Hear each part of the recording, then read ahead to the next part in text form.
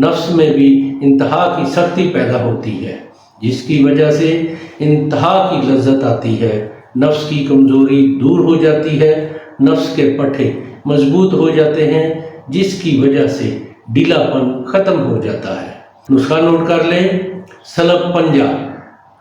یہ سلب پنجہ یہ ہاتھ کے پنجے کی مانند اس کی شکل کے مشابہ ہوتا ہے۔ یہ آپ نے 100 گرام لینا ہے، موسلی سفید 100 گرام، گوکھرو 200 گرام۔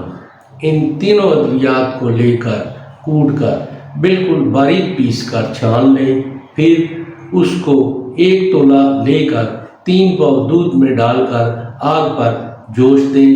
جب دودھ پک پک کر 1 پاؤ رہ جائے تو اس کو مصری سے میٹھا کر کے پی لیا جائے۔ شوگر والے مریض بغیر مصری کے ہی اس کا استعمال کریں۔